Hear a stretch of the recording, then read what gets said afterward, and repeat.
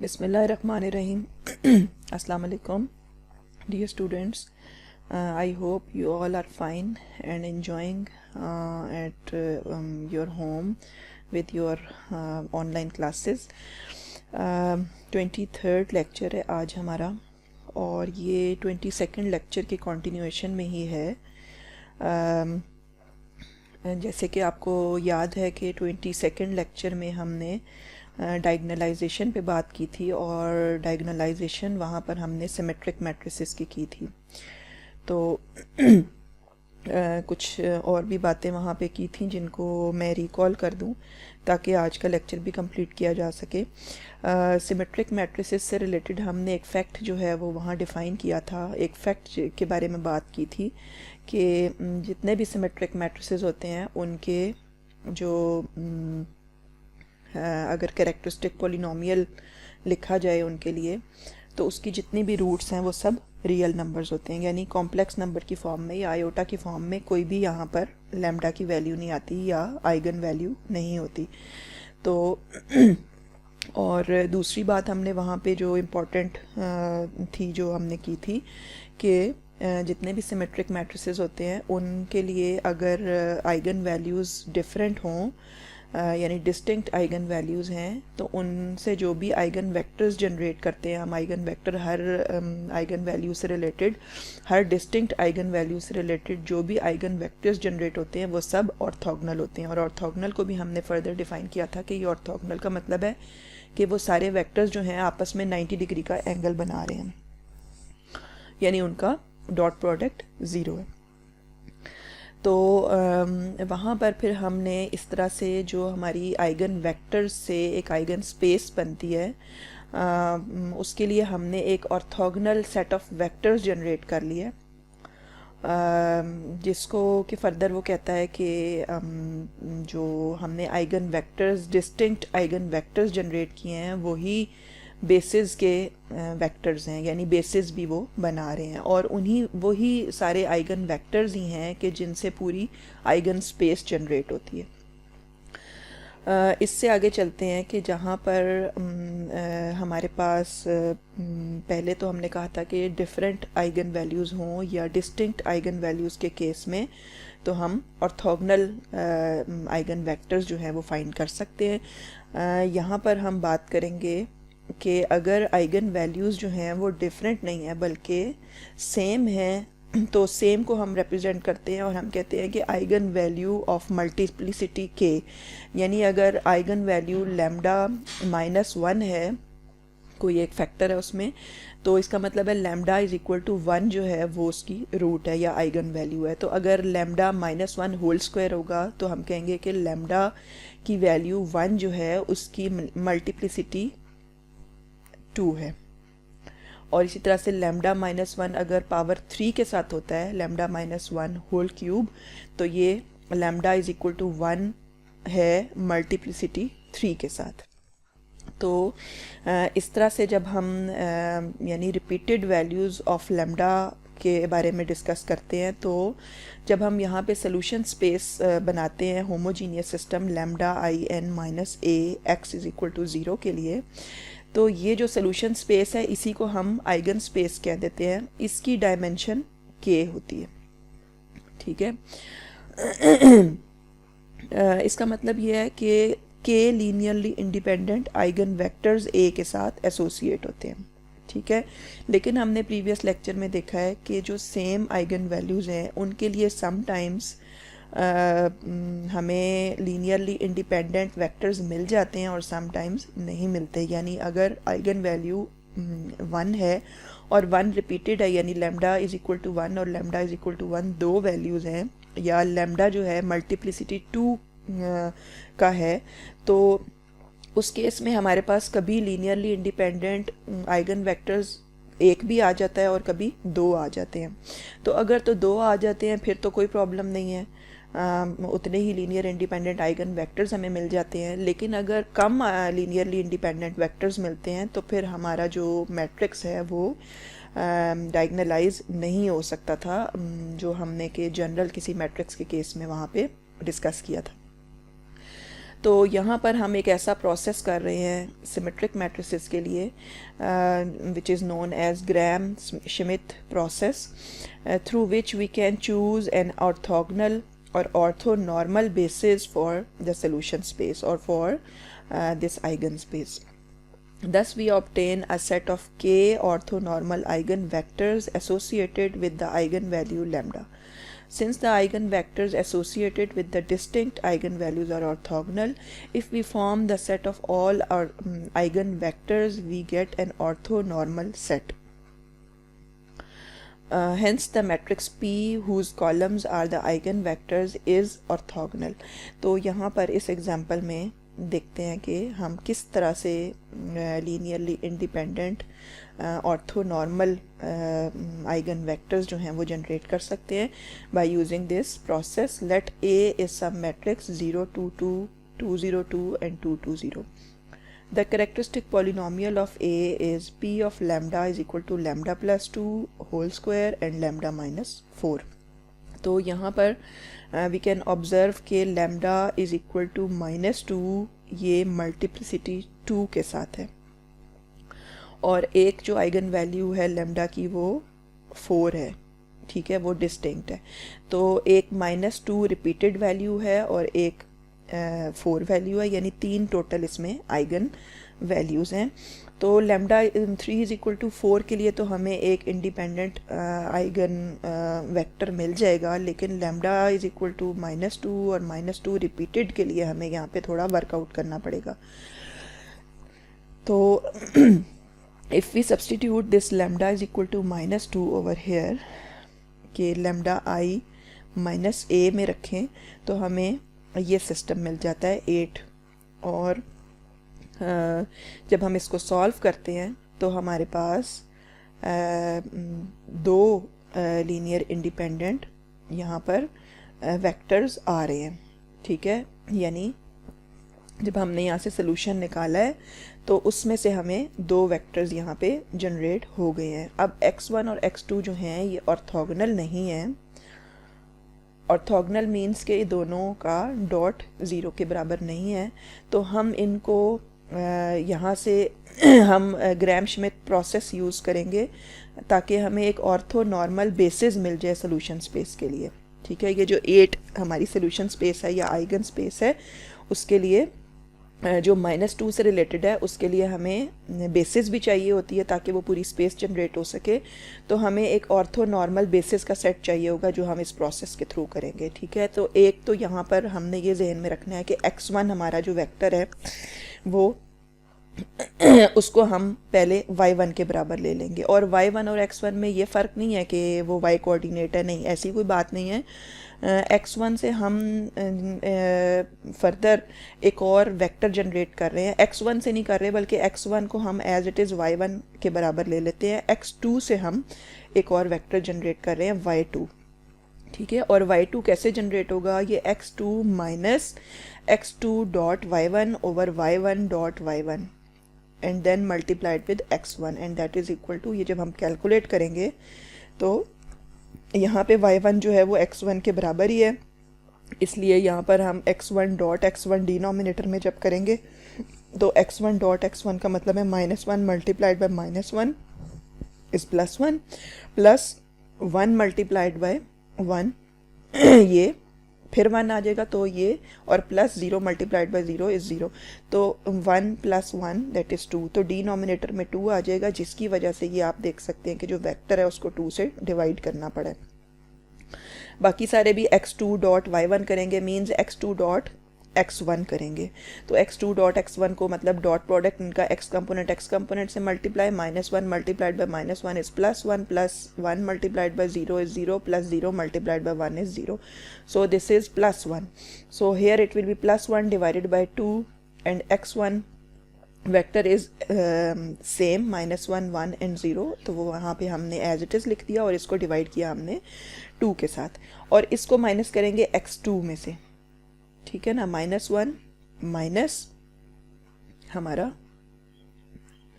ये वेक्टर -1 तो हमारा ये वेक्टर जो रिजल्ट में आ रहा है -1/2 -1/2 एंड +1. तो ये हमारा जो जनरेट हुआ है वेक्टर, ये x2 से जनरेट हुआ है और ये अब हम इसको ले रहे हैं y2 के बराबर, ठीक है। और अब हम इसमें देख सकते हैं कि इसमें कुछ फ्रैक्शंस आ रही हैं। फ्रैक्शंस को रिमूव करने के लिए जैसे हम पहले भी करते हैं, इसको अगर 2 से मल्टीप्लाई कर दें यानी 2y2 लिख लें, 2y2 will be equal to, इसको हमने y2 स्टार से रिप्रेजेंट कर दिया, तो ये हमारा वेक्टर -1 और 2 बन गया, ठीक है। तो यहाँ पर अब हम लिखेंगे कि ये जो अब वेक्टर जनरेट हो गया है, ठीक है ना, इस वेक्टर को हम कंपेयर कर सकते हैं y1 के साथ, यानी y2 स्टार और y1 मीन्स x1, वो तो हमने सेम ही रखा है, ठीक है। तो अगर हम y2 स्टार, ये जो वेक्टर जनरेट हुआ है, इसको x1 के साथ या y1 के साथ मल्टीप्लाई करें तो हमारा आता है पहला वाला -1 को -1 से मल्टीप्लाई किया तो +1, +1 को मल्टीप्लाई किया -1 से तो -1, +1 -1 और +0 multiplied by 2 is 0, so result is 0। तो ये हमारे ऑर्थोगोनल वेक्टर्स बन गए हैं y1 और y2 स्टार, ठीक है। तो यहाँ पे हमने लिख दिया the set y1 and y2 star is an orthogonal set of vectors. Normalizing we obtain, अब हम इन दोनों वेक्टर्स को नॉर्मलाइज करते हैं, यानी y1 जो वेक्टर है उसको उसके मैग्नीट्यूड से डिवाइड कर देते हैं ताकि टोटल मैग्नीट्यूड जो है इसका 1 बन जाए। तो हमने इसको क्या किया, y1 के मैग्नीट्यूड से डिवाइड किया। इसी तरह से जो y2 स्टार हमने जनरेट किया है उसको y2 स्टार के मैग्नीट्यूड से डिवाइड कर देंगे, तो इससे हमें z2 वेक्टर मिल जाएगा। तो अब z1 और z2 जो है इनका अगर आप मैग्नीट्यूड देखें तो वो 1 है, यानी अब हमें जो z1 और z2 का सेट मिला है ये एक ऑर्थोनॉर्मल बेसिस बन गई है for eigen space associated with lambda is equal to -2, ठीक है। अब हम जो है इसी तरह से करेंगे लैम्डा इज इक्वल टू 4 के लिए। ये जो दूसरी आइगन वैल्यू आई है हमारे पास जो कि डिफरेंट है, इसके लिए जब हम सोल्यूशन निकालते हैं होमोजीनियस सिस्टम का 4 रख के यहाँ पे 4i3 - a, तो फिर हमारे पास जो आइगन वेक्टर आ जाता है वो 1 1 1 x3 वेक्टर आ जाता है, ठीक है। x3 वेक्टर को अगर हम नॉर्मलाइज कर दें तो हम इसके मैग्नीट्यूड से डिवाइड कर दें, यानी 1/3 स्क्वायर रूट, तो ये हमारा z3 वेक्टर ये आ जाएगा। तो इसको हम कह सकते हैं कि ये लैम्डा इज इक्वल टू 4 से रिलेटेड हमारा जो आइगन स्पेस बनती है उसके लिए ये बेसिस है। अब क्योंकि जो आइगन वेक्टर है डिस्टिंक्ट आइगन वैल्यूज से जो हमारी बनती है स्पेस, वो यानी वो जो आइगन वेक्टर्स होते हैं वो ऑर्थोगोनल होते हैं, तो हम देखेंगे कि z3 जो है ये ऑर्थोगोनल है किसके, z1 और z2 दोनों के, ठीक है। यानी जो भी डिफरेंट वैल्यू होगी उससे ऑर्थोगोनल आइगन वेक्टर मिलेगा हमें, और इसीलिए ये z3 जो है ये z1 और z2 दोनों के ऑर्थोगोनल है, इसको हम चेक भी कर सकते हैं। इसलिए अब हमने क्योंकि z3 यहाँ से एक वेक्टर जनरेट किया जो कि ऑर्थोनॉर्मल भी है, तो हम इस तरह कह सकते हैं z1 z2 और z3 जो हैं ये ऑर्थोनॉर्मल बेसिस हैं r³ के लिए, जिसमें कि जो हमारा मैट्रिक्स A था उसके आइगन वेक्टर्स हैं, ठीक है। और P मैट्रिक्स भी हम यहाँ से जनरेट कर सकते हैं इन्हीं ऑर्थोनॉर्मल वेक्टर्स को लेके, यानी जो हमारा z1 था पहला वेक्टर -1 1 और 0 divided by square root of 2, इसको हमने पहले कॉलम में लिख दिया, दूसरे कॉलम में दूसरे आइगन जो हमारा ऑर्थोनॉर्मल वेक्टर है, और तीसरे कॉलम में तीसरे ऑर्थोनॉर्मल वेक्टर z3 को रख दिया, ठीक है। अब ये जो P हमारा मैट्रिक्स जनरेट हुआ है ऑर्थोनॉर्मल वेक्टर से, जो भी आइगन हमारे आइगन वेक्टर्स हैं उनको हमने ऑर्थोनॉर्मल वेक्टर्स बना लिया है, यानी बेसिस बना लिए हैं r³ के लिए।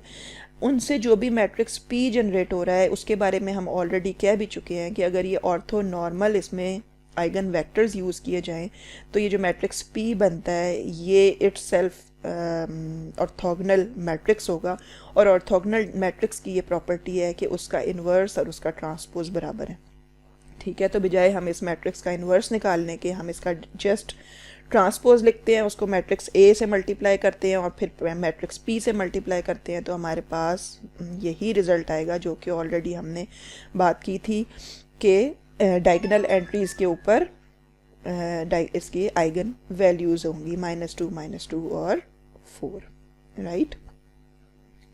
तो इस तरह हमने मैट्रिक्स ए को डायगोनलाइज कर दिया या उसके कोई सिमिलर मैट्रिक्स जनरेट कर दिया। एग्जाम्पल 5 है, let A is some matrix 1 2 0 0 2 1 0 0 0 0 1 2 and 0 0 2 1. Either by straightforward computation or by exercise 16 in section 3.2 we find that characteristic polynomial of a is p of lambda is equal to, तो यहाँ से इसी तरह से हम अपना जिस तरह प्रॉब्लम स्टार्ट करते हैं कि कैरेक्टरिस्टिक पोलिनोमियल लिखते हैं लैम्डा +1 होल स्क्वायर और लैम्डा -3 होल स्क्वायर। तो अब इस केस में हमारे पास दो रूट्स हैं और दोनों मल्टीप्लिसिटी 2 के साथ हैं, यानी लैम्डा इज इक्वल टू -1 भी है और लैम्डा इज इक्वल टू 3 भी है। तो हम लैम्डा 1 को -1, लैम्डा 2 को -1, लैम्डा 3 को 3 और लैम्डा 4 को भी 3 ले लेते हैं।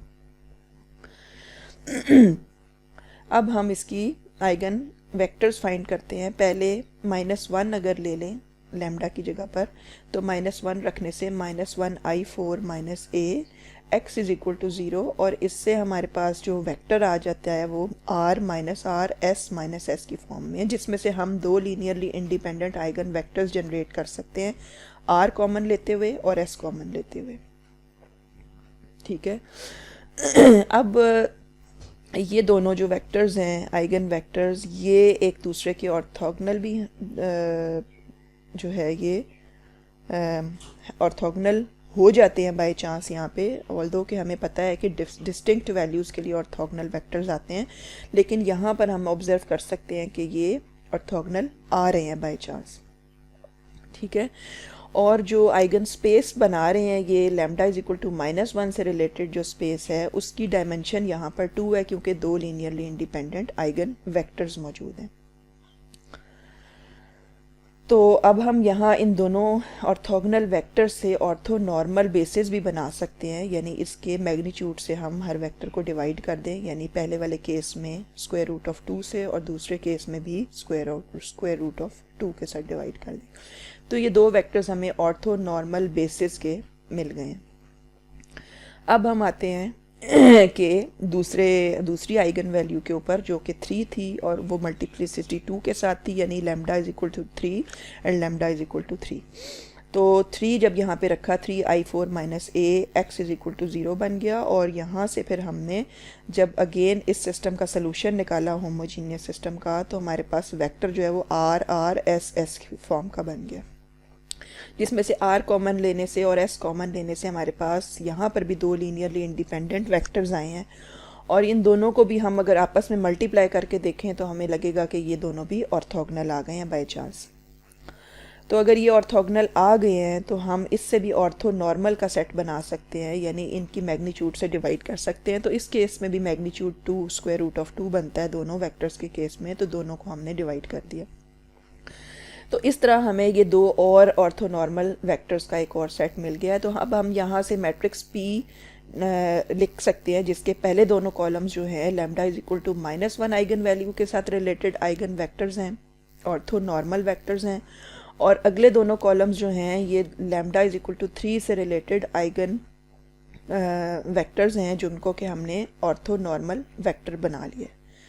और अब हम इस मैट्रिक्स P के बारे में भी कह सकते हैं कि ये एक ऑर्थोगोनल मैट्रिक्स है, सच दैट कि हमें पता है कि ऑर्थोगोनल मैट्रिक्स की क्या डेफिनेशन है, इसका इन्वर्स इसके ट्रांसपोज के बराबर है, इसलिए इस बजाय इन्वर्स लेने के हम जस्ट इस मैट्रिक्स का ट्रांसपोज लेंगे, उसको मैट्रिक्स A और फिर P से मल्टीप्लाई करेंगे, तो हमारे पास ये डायगोनल मैट्रिक्स बनेगा जो ऑलरेडी हमारे जहन में था कि ये बनना चाहिए, कि जिसकी आइगन वैल्यूज़ -1, 3 और 3 जो कि डायगोनल एंट्रीज पर मौजूद हैं ऑलरेडी, राइट। तो आज के लेक्चर में हमने किसी ऐसी लैम्डा की वैल्यू के लिए हमने डायगोनलाइज किया है मैट्रिक्स को, सिमेट्रिक मैट्रिक्स को, जो कि हमें पहले किसी जनरल मैट्रिक्स के फॉर्म में लग रहा था कि शायद हम उसको, वो डायगनलाइजेबल नहीं है मैट्रिक्स, लेकिन सिमेट्रिक मैट्रिक्स के केस में हमने उसको डायगनलाइज करके देख भी लिया है। यानी हमने यहाँ से अगर लैम्डा की रिपीटेड वैल्यूज़ हैं तो उसके लिए भी हमने कुछ ऐसे आइगन वेक्टर्स लीनियरली इंडिपेंडेंट निकाल लिए हैं और फिर ऑर्थोनॉर्मल वेक्टर लिख के और वहाँ से हमने एक पी मैट्रिक्स जनरेट कर लिया है। तो अगर हम पी मैट्रिक्स जनरेट कर लेते हैं तो इट मीन्स कि जो मैट्रिक्स ए है गिवन मैट्रिक्स वो डायगनलाइजेबल है। ठीक है, तो ये एक टेक्निक है हमारे पास, ग्राहम श्मिट प्रोसेस है, जिसके थ्रू हम जो ऑर्थोनॉर्मल सेट ऑफ वेक्टर्स जो है वो जनरेट कर सकते हैं। वो टेक्निक भी हम यहाँ पर यूज़ करेंगे। और अगर हमें ऑटोमेटिकली किसी तरह से ऑर्थोगोनल वेक्टर्स मिल जाते हैं तो हम उसको इजीली ऑर्थोनॉर्मल वहाँ से वेक्टर्स जनरेट कर सकते हैं। अगर सेम आइगन वैल्यू के केस में ऑर्थोगोनल सेट ऑफ वेक्टर्स नहीं मिलता तो फिर ग्राहम श्मिट प्रोसेस यूज़ करके हम ऑर्थोगोनल वेक्टर्स फाइंड करते हैं और फिर उनको ऑर्थोनॉर्मल भी बना के हम मैट्रिक्स पी जनरेट कर सकते हैं। तो इसकी फर्दर कुछ यहाँ पे इसने एप्लीकेशंस भी बताई हैं which I do not understand as an important application. तो यहाँ से हमने जितने भी आज के लेक्चर में हमने इस चीज़ के ऊपर एंड किया है कि जितने भी हमारे सिमेट्रिक मैट्रिसेस हैं वो डायगनलाइजेबल हैं, चाहे उनके लिए आइगन वैल्यूज़ डिफरेंट हों। वो तो हम ऑलरेडी कर चुके हैं कि हम कर सकते हैं ऐसा, लेकिन जहाँ पर लैम्डा की वैल्यू सेम आ जाती हैं वहाँ पे हमारे लिए थोड़ा सा प्रॉब्लम आ जाता है डायगनलाइजेशन के लिए। तो हम सेम वैल्यूज़ के लिए भी हमने यहाँ पर आज इस चीज़ को भी कंप्लीट कर लिया है कि हम डायगनलाइज कर सकते हैं, ऐसा मैट्रिक्स पी जनरेट कर सकते हैं सेम आइगन वैल्यू के केस में भी। तो आज के लेक्चर से रिलेटेड, आज के नहीं कहूँगी, लास्ट लेक्चर भी हमने किया था, उसमें हमने एक्सरसाइज अटैम्प्ट नहीं की थी, तो हम पिछले लेक्चर और इस लेक्चर को कंबाइन करके एक एक्सरसाइज 7.3 अटैम्प्ट करेंगे। That is mainly concerned with symmetric matrices. ठीक है, सारे सिमेट्रिक मैट्रिसेस हैं, उनकी सेम आइगन वैल्यूज़ भी हो सकती हैं, डिफरेंट भी हो सकती हैं, सबको यहाँ पर डील करेंगे और इस रिज़ल्ट के साथ कि वो सब के सब जो है वो डायगनलाइज हो सकते हैं। ठीक है, that is and for now. इंशाल्लाह नेक्स्ट टाइम फिर मिलेंगे। अल्लाह हाफिज़।